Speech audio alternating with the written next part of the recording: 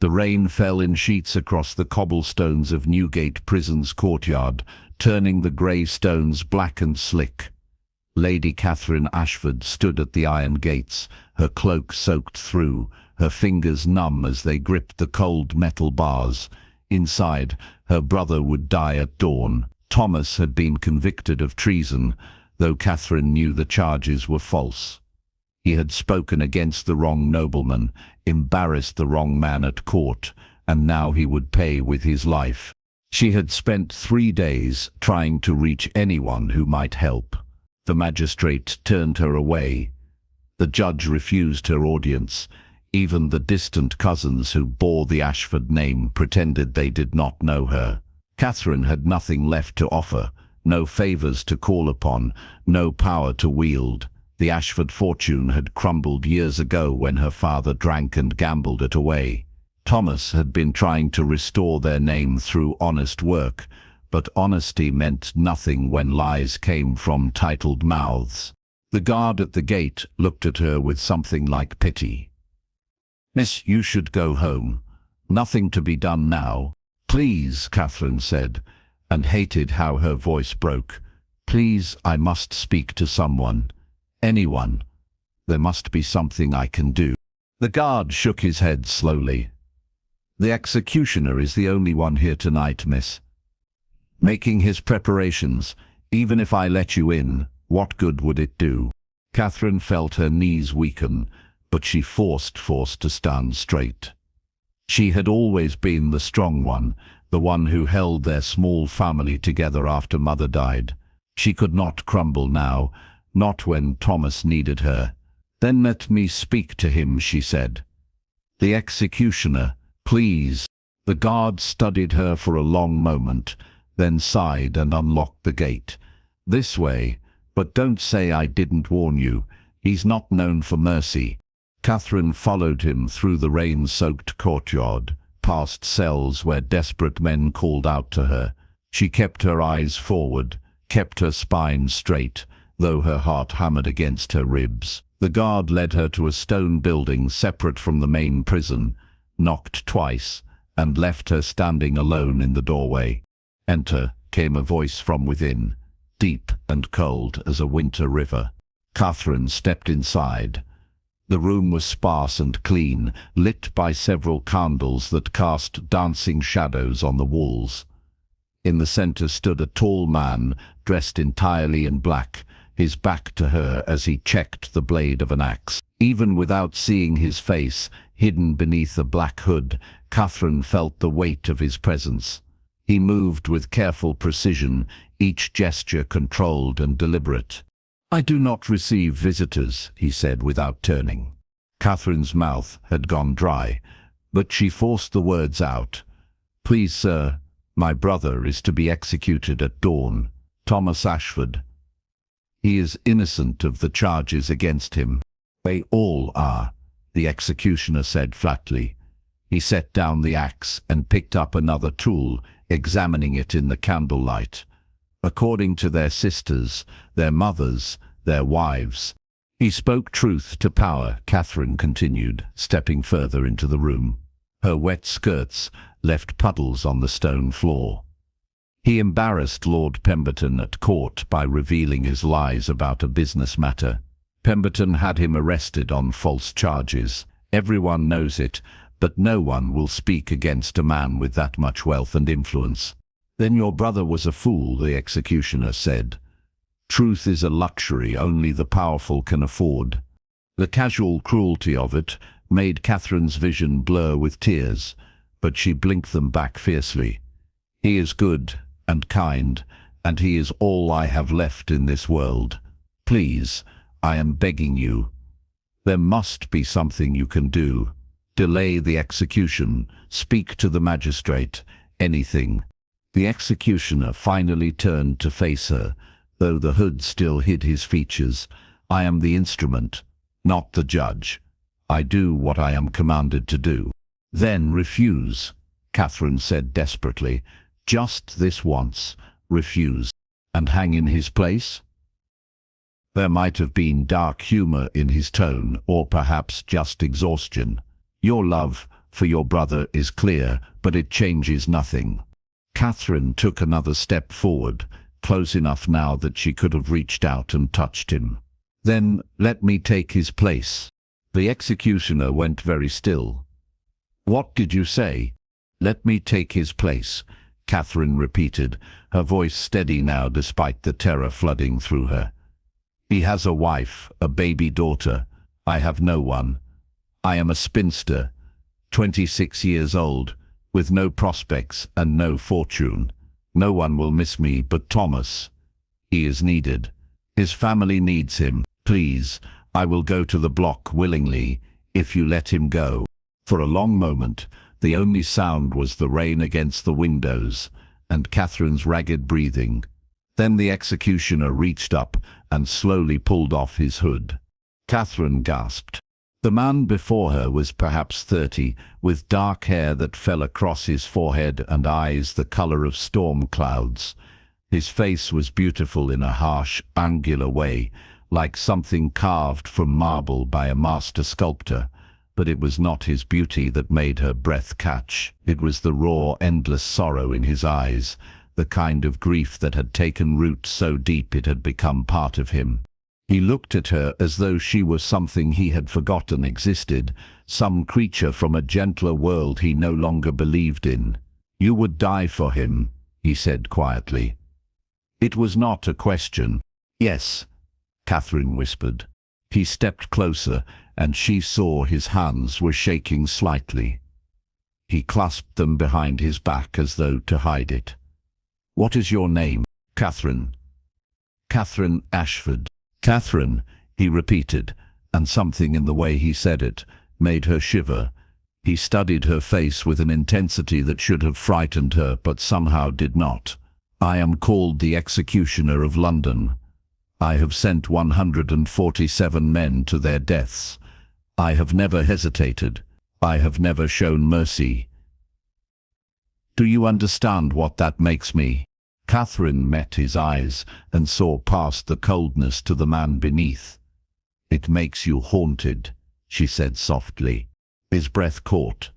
For just a moment, his careful control slipped, and she saw anguish flash across his face. Then he mastered himself and stepped back. I cannot let you take his place. The law does not work that way. Then there is nothing you can do. Catherine felt her last hope crumbling. Nothing at all. The executioner turned away from her, his shoulders rigid. There is one thing, but you would not agree to it. Tell me, Catherine demanded. Please, tell me. He was silent for so long. She thought he would not answer. Then he said, still facing away from her, Lord Pemberton wants your brother dead because your brother humiliated him. But Pemberton is a practical man.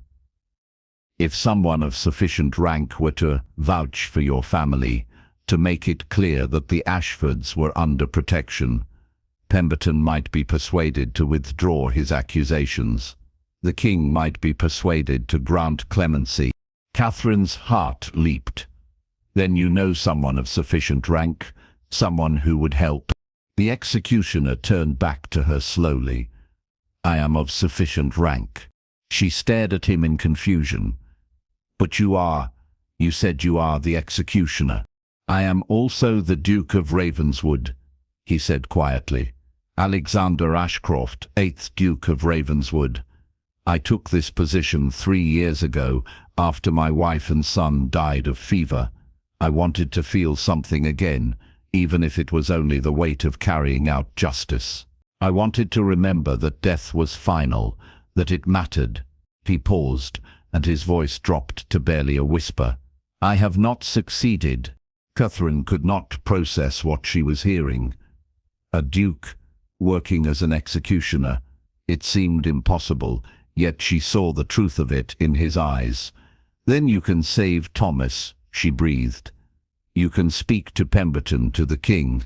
At a price, the duke said. And now his grey eyes held hers with terrible intensity. Pemberton will only be satisfied if the Ashfords are elevated beyond his reach. That requires marriage. If you wed me, You become a duchess. Your brother becomes brother-in-law to the Duke of Ravenswood. Pemberton will not touch him. Catherine's mind reeled. You are asking me to marry you? I am offering you a transaction, the Duke corrected. Your brother's life in exchange for your name on a marriage contract. Nothing more. I do not want a true wife. I do not want companionship or love or any of the things marriage usually entails.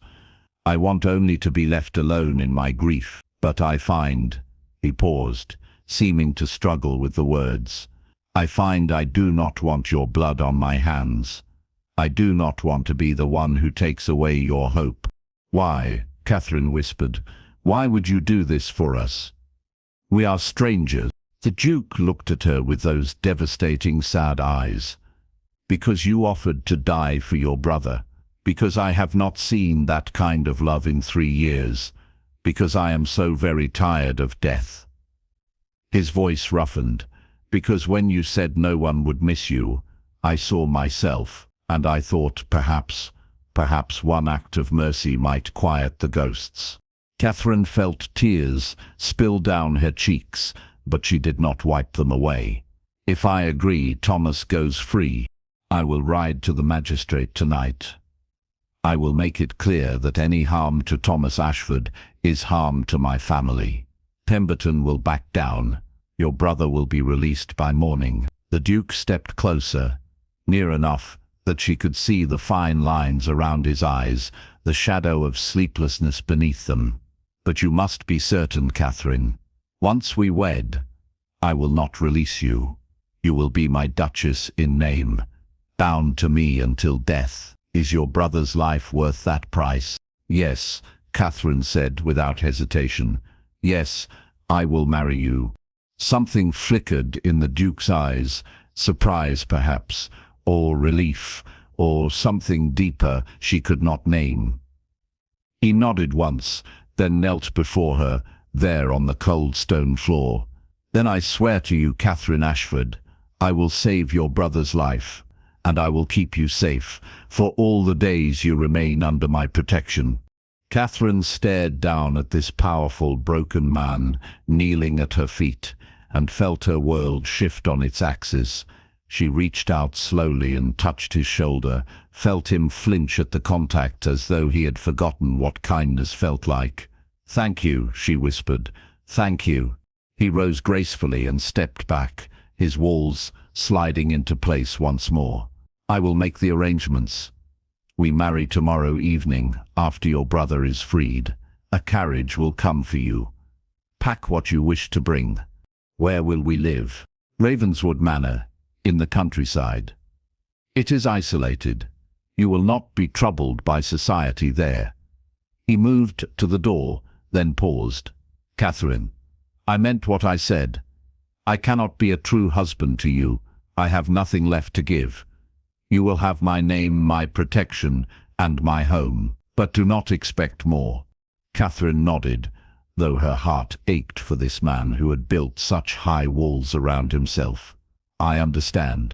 He left without another word, pulling his hood back on as he went out into the rain.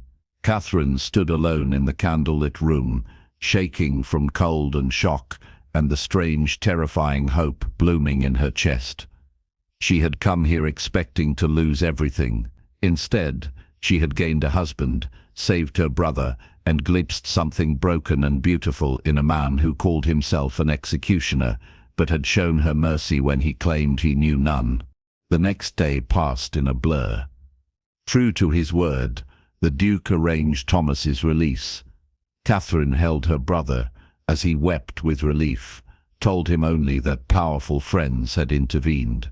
Thomas tried to ask questions, but Catherine gently deflected them. There would be time for explanations later. For now, she sent him home to his wife and daughter, made him promise to leave London and return to their small country house. I will visit soon, she told him at the coaching inn, but I must stay in London a bit longer to thank our benefactor properly. Thomas gripped her hands. Catherine, what have you done? What did you promise? Nothing I was unwilling to give, she assured him. Go home, Thomas. Be with your family. Be happy.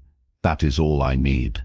She watched his coach depart, then returned to their rented rooms to pack her few belongings. Her best dress was 5 years old and had been mended several times. Her other gowns were worse. She had one good cloak, one pair of gloves without holes, and a locket that had been her mother's. It all fit in a single small trunk. At sunset, an elegant black carriage arrived.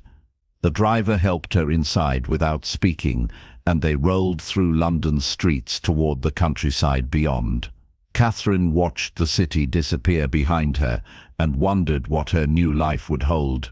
Ravenswood Manor rose from the mist like something from a Gothic tale, all grey stone and tall windows.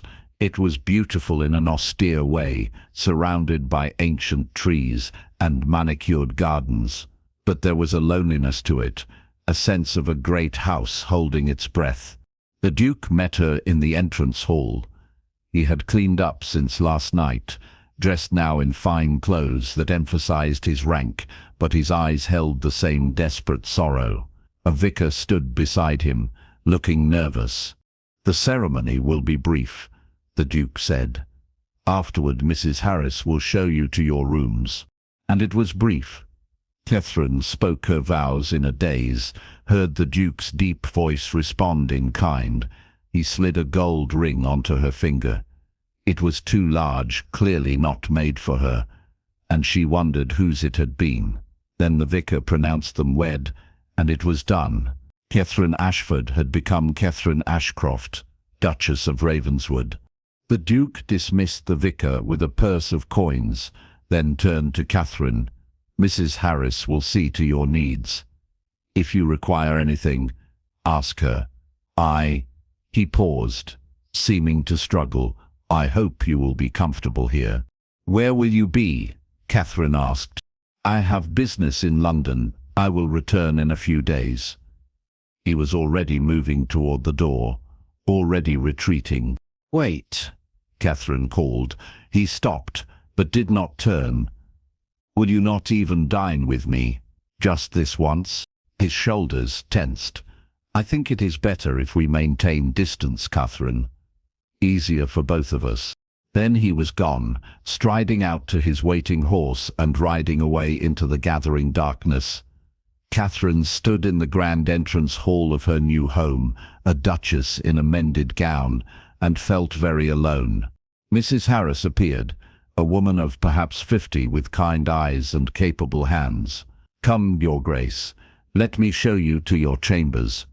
The Duchess' suite was beautiful, all soft blues and silvers, with a canopy bed large enough for 3 people and windows overlooking the gardens. A connecting door led to the Duke's chambers, but Mrs. Harris did not mention it, and Catherine did not ask. "A bath is being prepared," Mrs. Harris said, "and I will have supper sent up. You must be exhausted, my lady."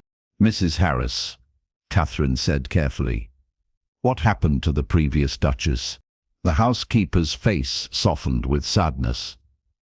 "The fever took her 3 years ago, along with young Lord Michael, the master. He loved them so dearly. When they died, it broke something in him. He has not been the same since." "And the ring?" Catherine held up her hand, showing the too large band. "This was hers." "Yes, my lady, he has not removed his own wedding ring either. I think," Mrs. Harris hesitated, "I think he does not know how to let go." After her bath, Catherine ate alone in her room, and then explored. The Duchess' chambers held a sitting room, a dressing room, and a small library. The books were well worn, clearly beloved. Catherine pulled one down and found a pressed flower tucked between the pages, brown and brittle with age. The previous Duchess had been real here, had lived and loved and left traces of herself behind. Catherine felt like an intruder in another woman's life. For 3 days, she saw no one but the servants. She explored the manor, walked the gardens, read in the library. The staff was polite but distant, clearly unsure what to make of their new mistress. Catherine understood. She was an imposter here, a stranger playing at being duchess. On the fourth night, she heard horses in the courtyard and knew the Duke had returned. Her heart beat faster as she listened to his footsteps in the hall, heard him enter his chambers through the other door. For a moment, she thought he might knock on the connecting door between their rooms, but he did not. Catherine lay awake for a long time, staring at that closed door, wondering about the man on the other side. The next morning she found him in the study, going through correspondence. He looked up when she entered, and she saw surprise flash across his face, as though he had forgotten she lived here now. "Good morning," Catherine said. "I hope I am not disturbing you." "Not at all," he stood politely, but his body language was guarded. "Is everything to your satisfaction? Do you need anything?" "Only conversation," Catherine said honestly. "I have been alone for days. It would be pleasant to speak with someone." The Duke looked uncomfortable. "Catherine, I thought I made it clear that you want to be left alone." "Yes," Catherine interrupted gently. "But we live in the same house. Surely we can speak occasionally without it meaning anything more." He studied her for a long moment, then gestured to a chair. "Very well, please, sit." Catherine sat, arranging her skirts. "Tell me about Ravenswood. How long has it been in your family?" At first, his answers were short and formal, but gradually, as they talked, he relaxed slightly. He told her about the estate, the tenants, the history of the house. Catherine listened and asked questions, genuinely interested. She had never expected to be mistress of such a place. It was daunting, but also fascinating. "You will need new clothes," the Duke said suddenly. "It is not appropriate for a duchess to wear." He gestured vaguely at her mended gown, then looked embarrassed. "I mean no insult." "None taken," Catherine assured him. "You are right, but I know nothing of fashion. I have not had a new gown in 5 years." Something shifted in his expression, not quite pity, but understanding. "I will send for a modiste. She will help you." He paused.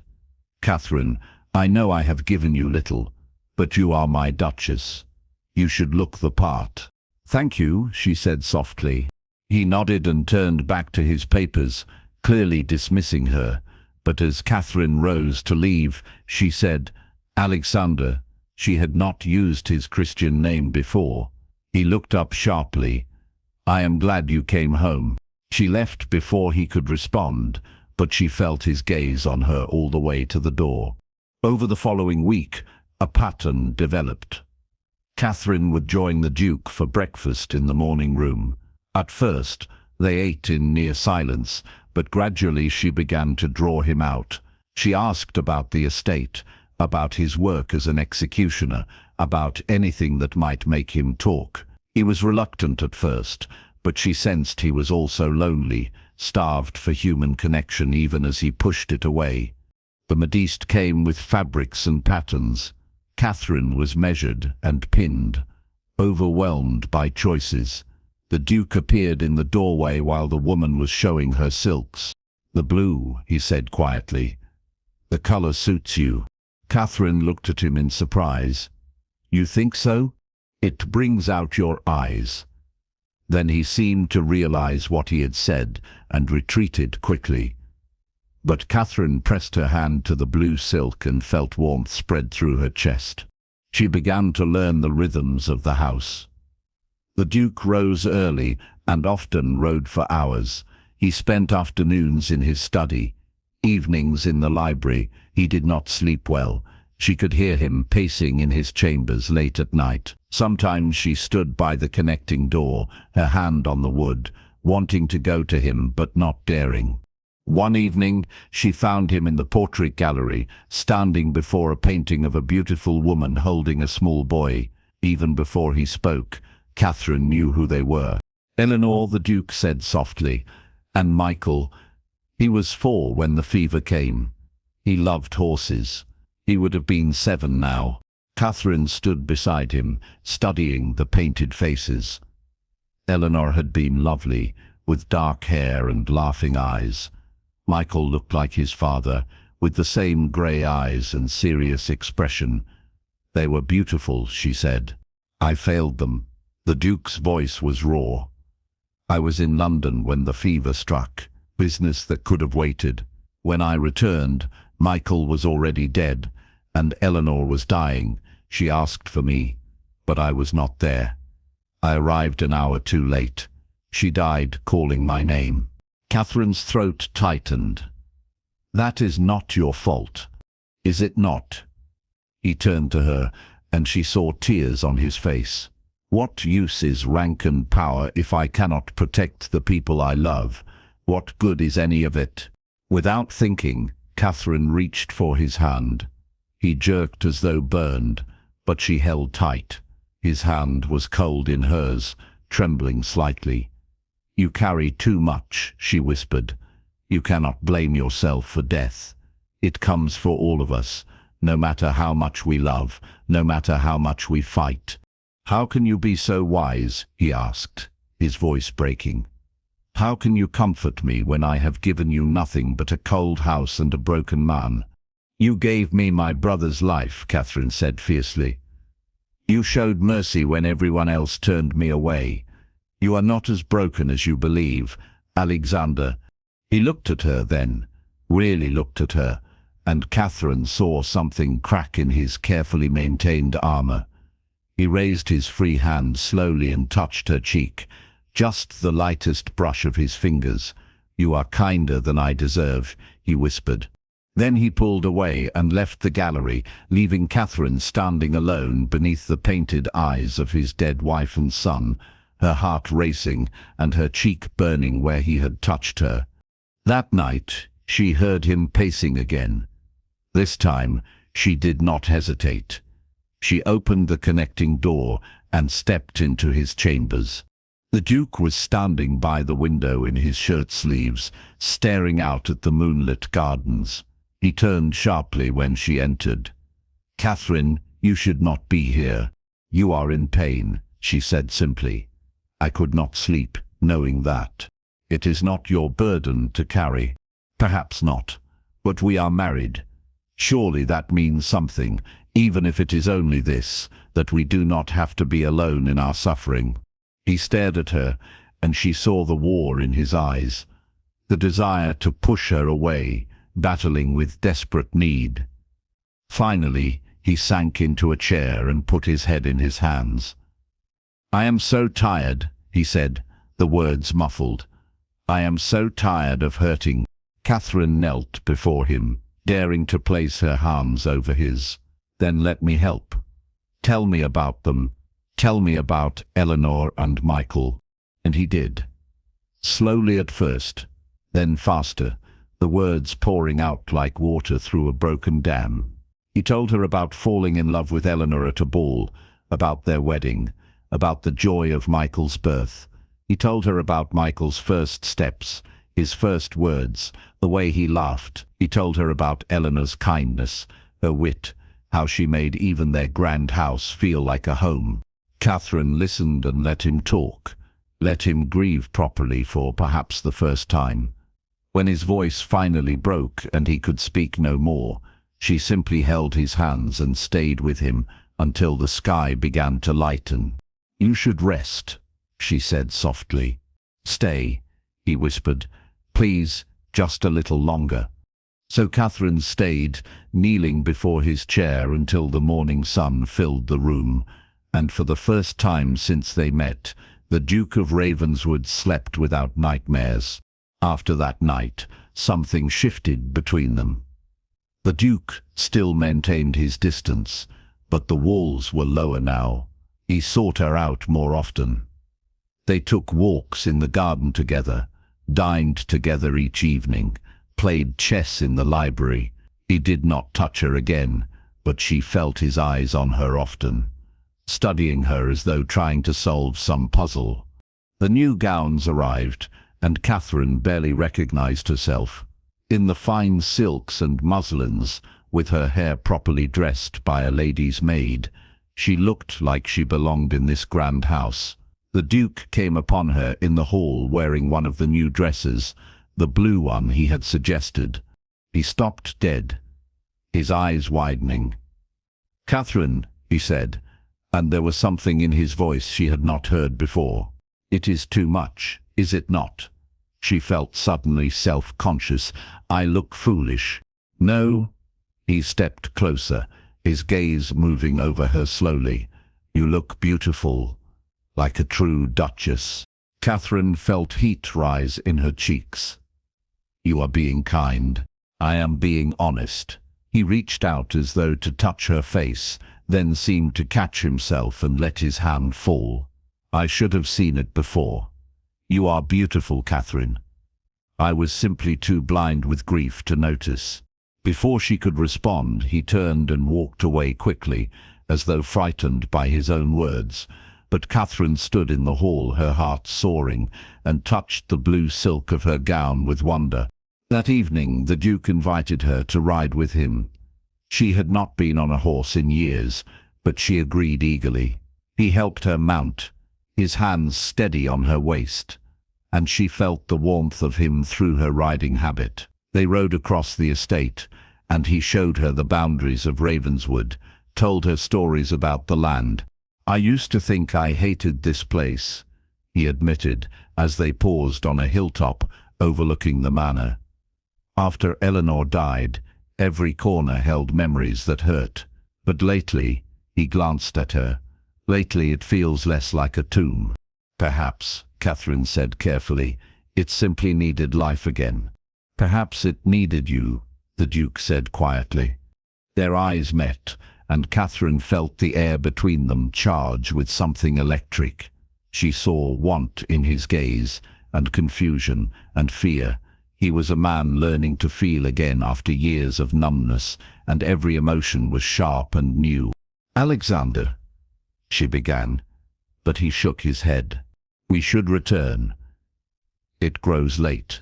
But when they dismounted in the stable yard, his hands lingered on her waist a moment longer than necessary, and when she went to bed that night, she heard him pacing again, but it sounded different now, like a caged animal awakening from long sleep. The next morning brought a letter that changed everything. The Duke received it at breakfast, read it, and his face went pale. "What is it?" Catherine asked. "Lord Pemberton, he is coming to Ravenswood." The Duke's voice was tight with anger.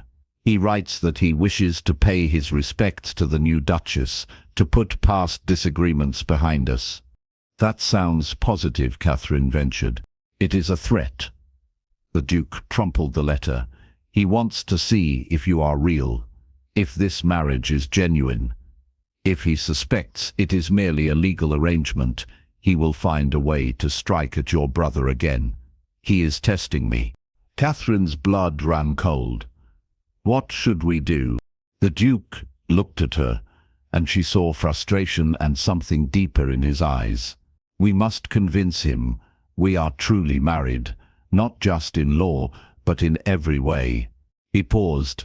"He will watch us closely. We must appear to be in love." "Can we do that?" Catherine asked quietly. "Can we pretend?" The Duke met her gaze, and the look in his eyes made her breath catch. "I do not know if it would be pretending," he said softly. Before Catherine could respond, he rose and left the room, leaving her sitting alone with her heart racing and her hands trembling around her teacup. Lord Pemberton arrived 3 days later with an entourage of servants and his wife, a cold woman with sharp eyes. The Duke greeted them formally, then introduced Catherine. "My Duchess," he said, and placed his hand on the small of her back. It was the first time he had touched her in public, and Catherine felt the warmth of it through her gown. "How charming," Lady Pemberton said, her voice making it clear she found nothing charming. "Such a whirlwind romance. We heard nothing of a courtship." "When one knows, the Duke said smoothly. I saw Catherine and could think of nothing else. I could not wait. He looked down at Catherine as he said it, and the warmth in his eyes seemed genuine. She felt her cheeks flush. Alexander swept me off my feet, she said, trying to match his tone. I had no defenses against such devotion. Pemberton watched them with narrowed eyes. Throughout dinner, he prodded with questions. Where had they met? How long had they known each other? What did the Duke see in a woman of such humble origins? The Duke answered each question with smooth confidence, weaving a story of love at first sight that was close enough to the truth to be believable. Under the table his hand found Catherine's and held it gently. She gripped back, drawing strength from his touch. "You seem very comfortable together," Pemberton observed, "for a match of such short duration. When the fit is right, time becomes irrelevant," the Duke said. He raised Catherine's hand to his lips and kissed her knuckles softly, his eyes never leaving hers. It was clearly for their audience, but Catherine's heart stuttered anyway. His lips were warm on her skin, and the look in his eyes made her feel like they were alone in the room. After dinner, Lady Pemberton requested a tour of the manor. As they walked through the portrait gallery, she paused before Eleanor's painting. "Your first wife," she said. "How tragic. They say you loved her very much." "I did," the Duke said quietly. Catherine felt him tense beside her. "Eleanor was a remarkable woman. And yet you have remarried so quickly," Lady Pemberton continued, her tone falsely sympathetic. "Some might say too quickly. Some might say that a man who has known great love recognizes it more readily the second time," the Duke replied. He turned to Catherine and smiled, and her breath caught, because the smile reached his eyes. "Catherine has brought light back to this house, back to my life. I will not apologize for claiming happiness when it presents itself." Lady Pemberton sniffed disapprovingly, but said nothing more. That night, as their guests retired, the Duke walked Catherine to her chambers. At her door he paused. "You did well tonight," he said. "Thank you." "We did well," Catherine corrected gently. "Together." He smiled slightly. "Together." Then his expression grew serious. "Catherine, when I said those things at dinner about you bringing light to my life, I was not entirely performing for Pemberton." Catherine's pulse quickened. "Alexander, I do not know what is happening," he continued quietly. "I did not think I could feel this way again. I did not think I wanted to. But you have become important to me, more important than I intended." "Is that such a terrible thing?" she whispered. "It is terrifying," he admitted. "To care is to invite pain. I have had enough pain for one lifetime." Catherine reached up slowly and touched his cheek, the way she had wanted to for weeks. He closed his eyes, leaning into her touch, like a man starving for affection. "Not all love ends in pain," she said softly. "Sometimes it ends in joy." "I want to believe that," he breathed. "God help me, I want to." Then he caught her hand, pressed a kiss to her palm, and left quickly, as though he did not trust himself to stay. Catherine stood outside her door, her palm tingling where his lips had touched, and knew without doubt that she was falling in love with her husband. The next day, Pemberton announced he was satisfied and would be leaving. "It is clear your marriage is genuine," he told the Duke, though he looked sour about it. "I wish you both happiness." After their carriage departed, the Duke visibly relaxed. He found Catherine in the garden and actually laughed, a sound she had never heard from him before. It transformed his face, made him look years younger. "We convinced him," he said, still smiling. "Your brother is safe." "We did it," Catherine agreed, laughing with relief. The Duke stepped closer, his eyes bright. "Catherine, these past days, pretending to be a true married couple, it made me realize something." "What?" Her heart hammered. "That I do not want to pretend anymore." He took her hands in his touch gentle. I know I said this would be a marriage in name only. I know I promised to leave you alone, but I find I cannot keep that promise. Not because I want to take advantage, but because, he paused, seeming to struggle with the words, because somewhere between that first night at the prison and now, I fell in love with you. Catherine felt tears spring to her eyes. Truly, truly, he smiled, though she could see he was afraid. You brought me back to life when I thought I was dead inside. You showed me that joy could exist alongside grief, that I could honor Eleanor's memory while still opening my heart to new love. You are brave and kind and beautiful, and I want to be your husband in every sense. If you will have me. Alexander, Catherine whispered, and then she was in his arms, and he was kissing her with desperate tenderness. She kissed him back, pouring everything she felt into it, all her love, her hope, her joy. His arms tightened around her, and she felt him trembling. When they finally broke apart, both breathless, he rested his forehead against hers. I do not deserve you, he said. That is not for you to decide, Catherine replied, smiling through happy tears. I love you, Alexander. I think I have since that first night when you knelt before me and promised to save my brother. I saw your heart then, even when you tried to hide it. He laughed softly, a sound of pure relief. Then we are both fools, falling in love during a pretend marriage. The best kind of fools, Catherine said. He kissed her again, slower this time, reverent. When he pulled back, his eyes were wet. Will you forgive me for wasting so much time pushing you away? There is nothing to forgive. We both needed time. She touched his face gently, but no more walls between us. Please, no more walls, he promised. I am yours, Catherine, completely. That night, the Duke opened the connecting door between their chambers and never closed it again. They lay together in his large bed, simply holding each other, talking in whispers about everything and nothing. He told her more about Eleanor, and Catherine listened without jealousy, understanding that his first love was part of who he was. She told him about her lonely years, about the shame of poverty, about learning to expect nothing so she could never be disappointed. You will never have to expect nothing again, he murmured against her hair. I will spend my life making sure you know you are treasured. In the days that followed, Ravenswood transformed. The Duke's laughter became common instead of rare. He and Catherine were inseparable, riding together, dining together, spending long evenings in the library where they would start reading separate books and end up talking instead. The servants smiled to see their master so changed, so happy. Catherine began taking on duties as Duchess in earnest, visiting tenants, organizing household matters.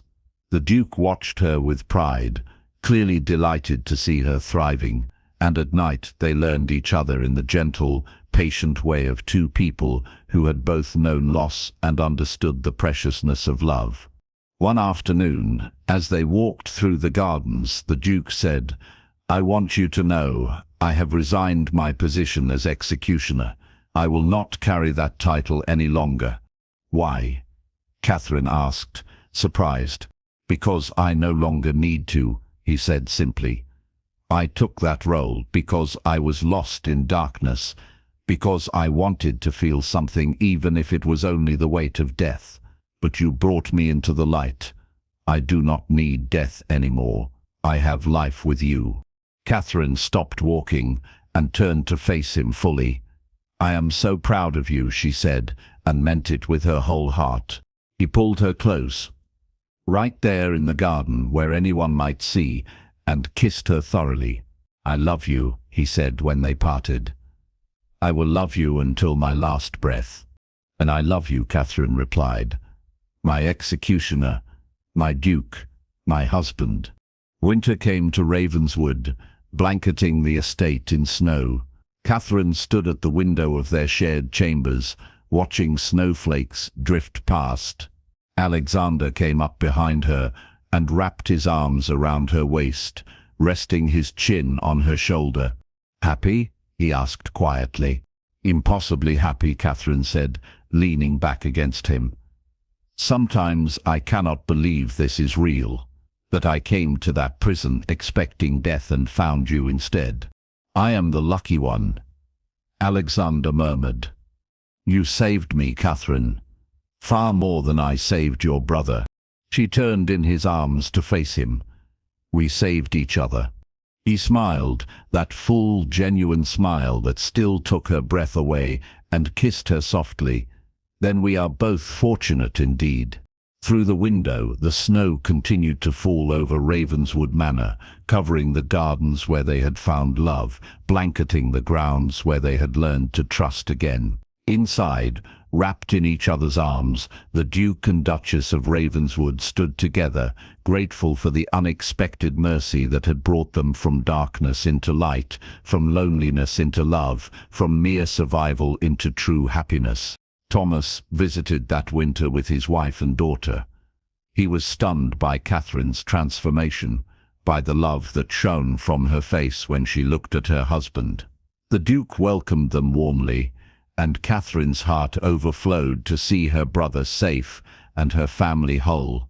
"You sacrificed everything for me," Thomas said to Catherine when they had a moment alone. "And somehow you gained everything." "I gained what I thought I would never have," Catherine agreed. "Love, home, hope. But I did not sacrifice, Thomas. I chose, and I would choose the same path again in a heartbeat." On New Year's Eve, the Duke and Catherine stood together in the portrait gallery before Eleanor and Michael's painting. Alexander held his wife close, and Catherine felt no jealousy, only peace.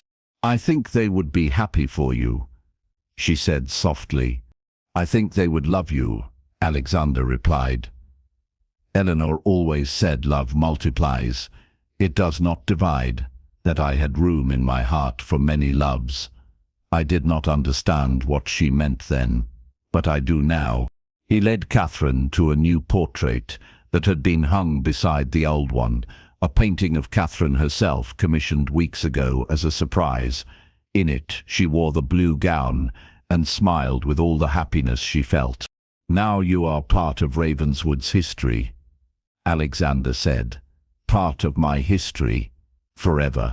Catherine looked from the painting to her husband, this man who had been executioner and duke, who had been broken and was now healing, who had given her everything when she had nothing. "Forever," she agreed, and kissed him beneath the watching eyes of past and present, grief and joy, death and life. In the years that followed, children's laughter would fill Ravenswood's halls again. Catherine would become known throughout the county for her kindness and wisdom. Alexander would never forget Eleanor and Michael, but he would learn to carry their memory with gratitude rather than pain. And on winter evenings, he and Catherine would sit before the fire and remember the night they met, when she had begged an executioner for mercy, and he had removed his mask to reveal not a monster but a man desperate for redemption. She had offered to die for her brother. He had chosen to live for her, and in that exchange they had both found salvation in the last place, either expected to find it in each other's arms, in each other's hearts, in a love neither had dared to hope for, but both would treasure until their final days. Their story became legend in the countryside. The Duchess, who had nothing, and the Duke, who had lost everything, brought together by fate and courage, and the simple, transformative power of love. And whenever Catherine walked through Ravenswood's halls, wearing her blue gown, Alexander would stop whatever he was doing just to watch her, still amazed that she was his, still grateful for the mercy that had brought her to him. "I love you," he would say, every single day. "And I love you," she would reply, every single time. Some love stories begin with a dance, some with a smile, some with a chance meeting. Theirs began with a desperate plea in a dark prison, with a masked man revealing his face, with a simple act of mercy that changed two lives forever. And it was the most beautiful beginning either of them could have imagined.